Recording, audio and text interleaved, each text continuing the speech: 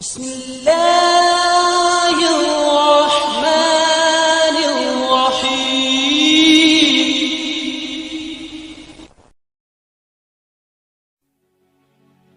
من الشیطان الرجیم بسم اللہ الرحمن الرحیم الحمد للہ رب العالمین والصلاة والسلام علی اشرف الانبیاء والمرسلین قال اللہ تبارک و تعالی فی کتابہ المجید وفرقان الحمید بسم اللہ الرحمن الرحیم یا ایھا الذین آمنوا کتب علیکم الصیام کما کتب علی الذین من قبلکم لعلکم تتقون۔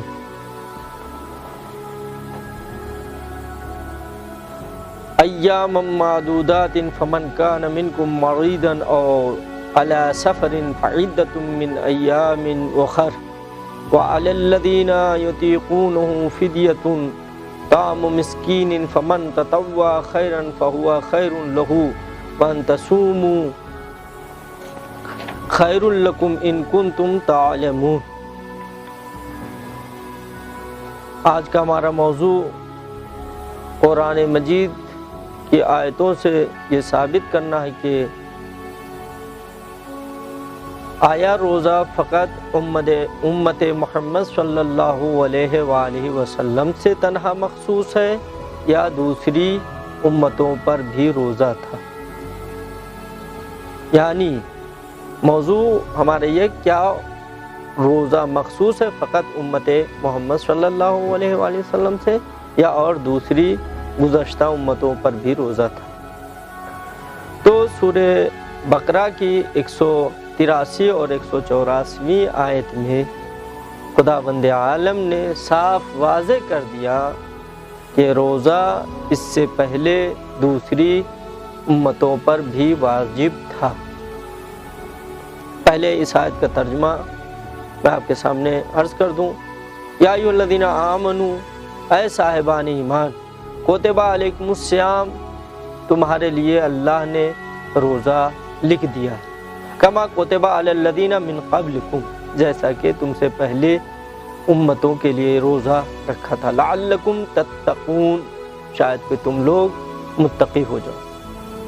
تو عزیزو، اور دوسری آیت یہ ہے کہ وہ لوگ جو تم میں سے بیمار ہیں یا مسافر ہیں اور وہ اس مہینے میں بیماری اور روزے کی بنا پہ روزہ نہیں رکھ سکتے، تو ان کے لیے یہ ہے کہ پروردگار عالم نے دوسرے ایام کو معین کیا ہے کہ اس ایام کے بعد جب ان کا عذر زائل ہو جائے تو وہ روزہ رکھیں۔ اور وہ افراد جن کی بیماری پورے سال کے سال طولانی رہتی ہے اور پورے سال وہ مریض رہتے ہیں، یا وہ افراد جن کا سن بہت زیادہ ہو چکا ہے اور ان کے پاس روزہ رکھنے کی طاقت نہیں ہے، ان کے لیے خداوند عالم نے کہا ہے کہ آپ کو کفارہ بعنوان فدیہ دینا پڑے گا، فدیہ بعنوان کفارہ دینا پڑے گا، تاکہ کس کو دیا جائے گا؟ یہ ایک مسکین کو دیا جائے گا، اور یہ تمہارے لیے بہتر، اگرچہ روزہ رکھنا، جبکہ تم جانتے ہو کہ روزہ رکھنا یہ بہت اچھی بات ہے۔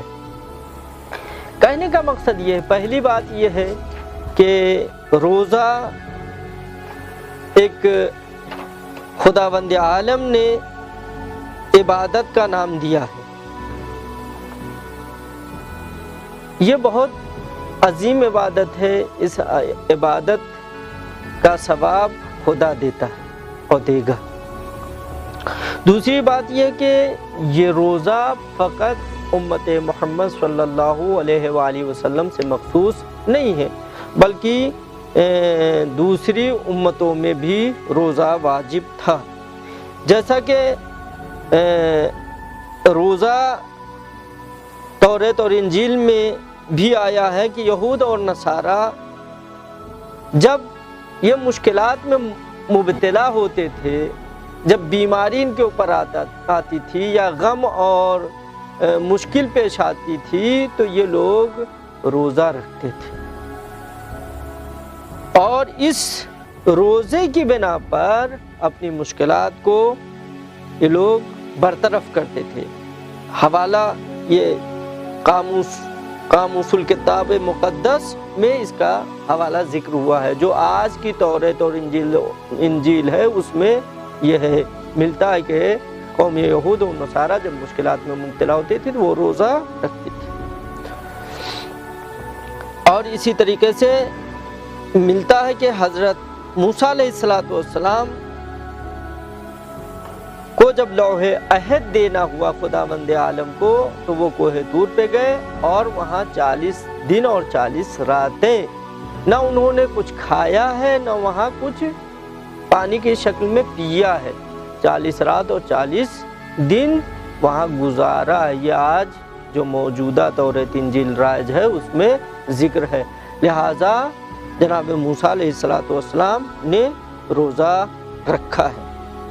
اور جس وقت یہودیوں کو توبہ کرنا ہوتا تھا یعنی امت گزشتہ میں تو وہ اپنی توبہ کو روزہ رکھ کے اللہ سے توبہ کرتے تھے اور اپنی توبہ کو قبول کرواتے تھے۔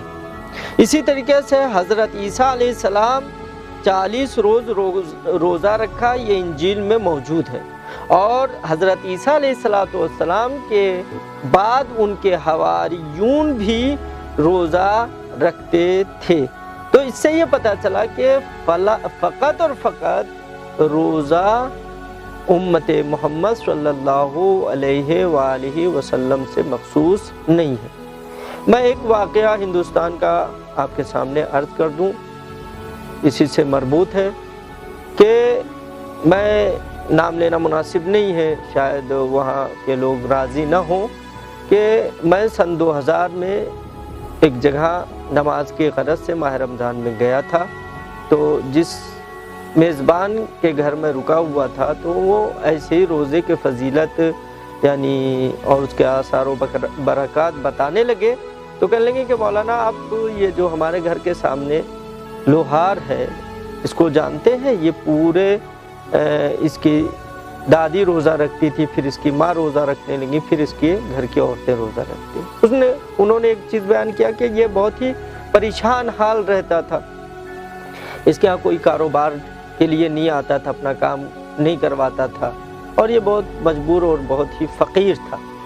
تو اس کی دادی کا آمد و رفت ہمارے گھر میں تھا۔ ہماری والدہ اور دادی سے اس نے بات کی، انہوں نے کہا کہ یہ اللہ کا مہینہ ہے، اس میں برکتیں خدا کی طرف سے بہت نازل ہوتی ہیں، تم بھی روزہ رکھنے کی نظر کر لو اور تم انشاءاللہ مراد پاؤ گے۔ در حقیقت وہ ہندو، لہٰذا اس نے نظر کی اور اس کے بعد اس نے روزہ، وہیں سے اس کی مراد پوری ہوگی، اس کی مالی مشکلات دور ہو گئی۔ اور یہ زمانہ وہ کہنے مولانا آپ دیکھ رہے ہیں سال کا 12 مہینہ اس دیہات میں یعنی لوگ اتنا اس کو کام دیتے کہ یہ کام لینے سے انکار کر دیتا اور پیسے کی کوئی اس کے پاس یعنی حد نہیں ہے کتنا پیسہ ہے۔ اور سب ان کے گھر میں سب عورتیں جیسے ہی ماہ رمضان آتا ہے ویسے ہی یہ روزہ رکھتی ہیں، اور روزہ اس عنوان سے رکھتے جیسے ہم اہل تشیع رکھتے، اور وہ کہتے ہیں کہ اس سے ہم کو بہت برکت حاصل ہوئی ہے۔ تو اس سے یہ پتہ چلتا، اور بھی اخبار میں پر سال میں نے سنا کہ فلاں راجپوت کے گھرانے والوں نے روزہ رکھا ہے، فلاں لوگوں نے روزہ رکھا ہے۔ بہرحال اس کے لیے کوئی سند نہیں ہے۔ میں نے من باب مثال یہاں ذکر کیا ہے کہ یہ روزہ کی بنا پہ انسان کے پاس اللہ کی رحمتیں، اللہ سے قریب ہوتا اور اللہ کی رحمتیں اس کے شامل حال ہوتی ہیں۔ خدا سے ہم دعا کرتے ہیں کہ پروردگارہ زیادہ سے زیادہ ہم کو اس ماہ کی برکتیں ہمارے نام اعمال میں اور تمام مومنین کے نام اعمال میں لکھتے۔ وآخر دعوانا ان الحمد للہ رب العالمین۔